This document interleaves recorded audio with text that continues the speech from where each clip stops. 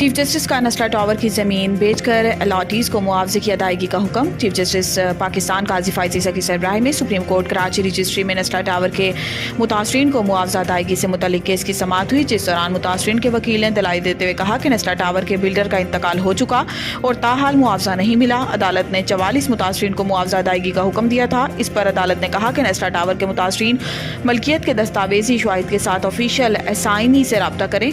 अदालत ने नस्ला टावर के प्लाट की मार्केट वैल्यू से मुतल्लिक भी रिपोर्ट पेश करने की हिदायत की और नस्ला टावर की ज़मीन फ़रोख्त का इश्तिहार शाया कराने का हुक्म दिया। अदालत ने नस्ला टावर की ज़मीन बेचकर अलॉटीज़ को मुआवजा अदा करने का हुक्म देते हुए कहा है कि नीलामी में आने वाली बोली की भी रिपोर्ट अदालत में पेश की जाए। इस्लामाबाद में रोटी की कीमत में कमी का नोटिफिकेशन मुअत्तल। जस्टिस तारिक महमूद जहांगीरी ने नान बाय वेलफेयर एसोसिएशन के सदर की दरख्वास्त पर समाअत की। अदालत ने जिलाई इंतजामिया का नान रोटी की कीमतों में कमी का नोटिफिकेशन 6 मई को आइंदा समाअत तक मुलतवी कर दिया।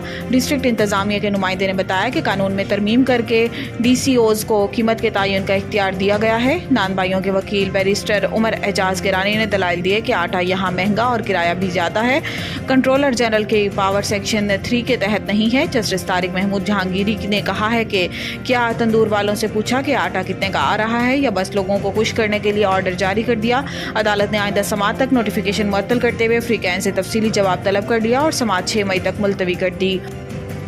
हमारे खदशात हैं, शब बारात पर बुशरा बीबी के खाने में जहर मिलाया गया। बुशरा बीबी की तर्जुमान मिशाल यूसुफजई ने कहा है कि हमारे खदशात हैं कि शब बारात पर बुशरा बीबी के खाने में जहर मिलाया गया।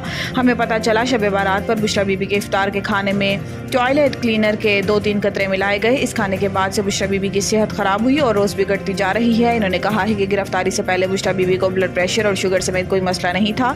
गिरफ्तारी के बाद से इनकी सेहत ख़राब है, कुछ ना कुछ तो ज़रूर हुआ है। अदालत 3 हफ्तों से कह रही थी कि बुशरा बीबी के मेडिकल टेस्ट कराए जाएं। मेडिकल टेस्ट इस वक्त क्यों नहीं हुए? कौन था जो मेडिकल टेस्ट में रुकावट डाल रहा था? इनका कहना था कि बेनज़ीर भुट्टो या मरियम नवाज़ की बात होती तो वो सियासी शख्सियात हैं।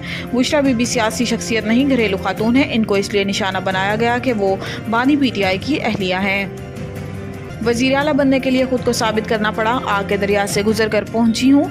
वज़ीर आला पंजाब मरियम नवाज शरीफ ने पुलिस ट्रेनिंग कॉलेज शोहू में लेडी कांस्टेबल की पासिंग आउट परेड की तकरीब से खिताब करते हुए कहा है कि पास आउट परेड में शामिल लेडी पुलिस बहुत अलर्ट है। खुशी है कि पाकिस्तान के पास इतना ज़्यादा टैलेंट है। IG पंजाब को हदायत की है कि 7000 खवातीन पुलिस एहलकार कम है, इनकी तादाद में इजाफा किया जाए। वक्त आएगा जब लेडी पुलिस की तादाद 50% से तजावुज़ कर जाएगी।